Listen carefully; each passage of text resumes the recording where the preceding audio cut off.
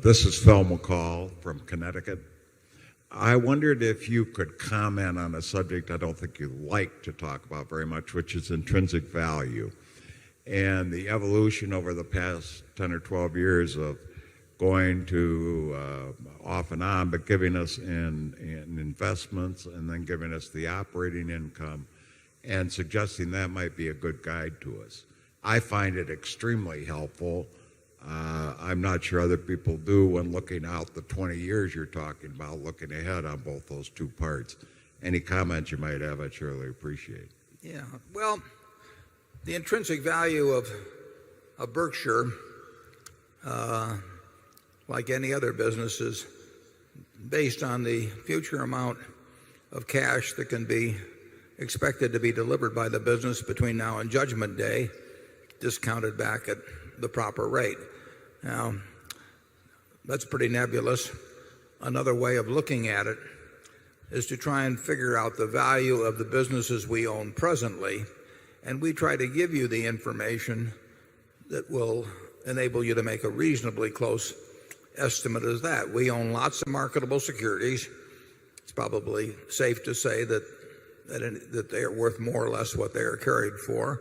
And then we own a number of operating businesses, and we try to give you the figures on those businesses that are the figures that we use in making our own judgments about the value of those businesses. Now, that tells you what we have today and more or less what it's worth.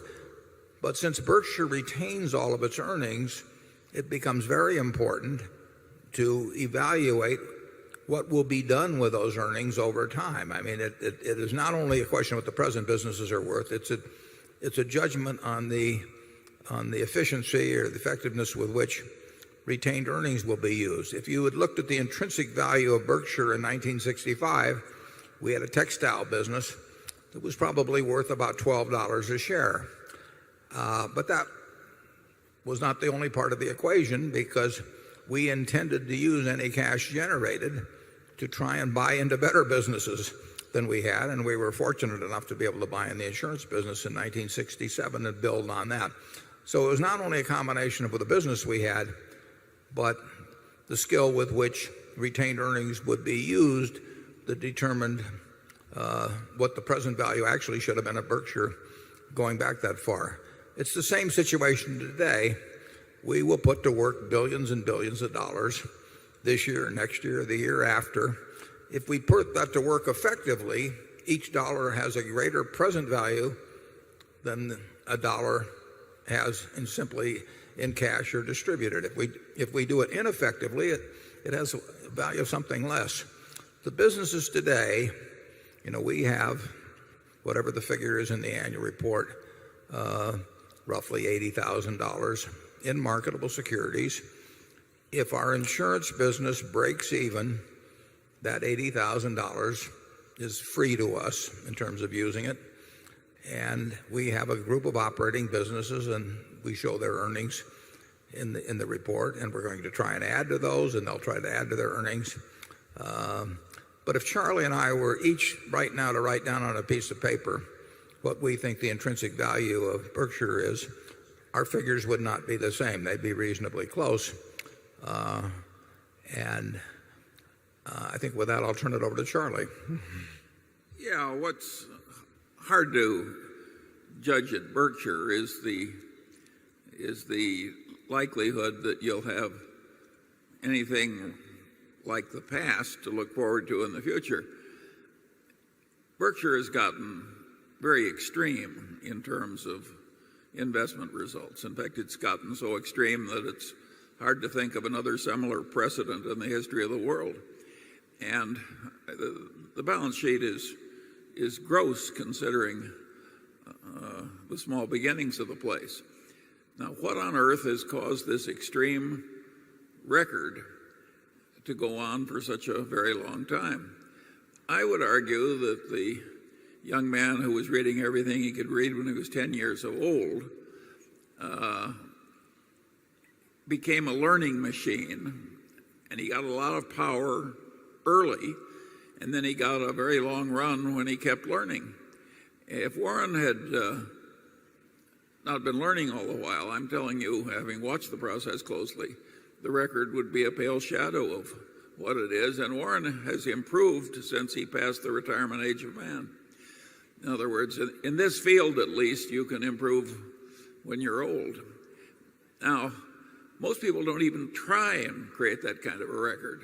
They pass power from one 65-year-old to a 159-year-old and then do it over and over again. But you get an enormous advantage from practice in this field. And so what happened accidentally in the case of Warren has helped you shareholders greatly because you had this long run with power extremely concentrated and with the man holding the power being a ferocious learner. Our system ought to be more copied than it is. This idea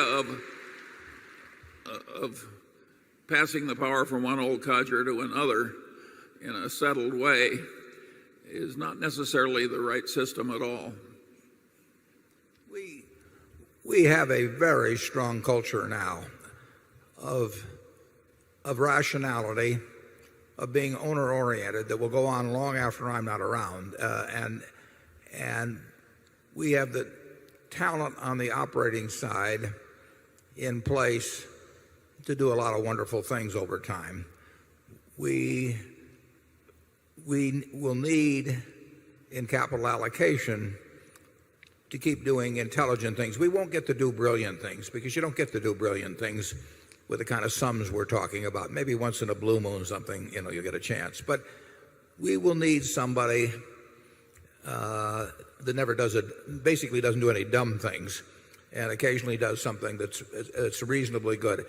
That can be done. And we're on that road already. It is not fitting into this organization as an investment officer or a capital allocator. You're getting in the right vehicle. It has the right standards.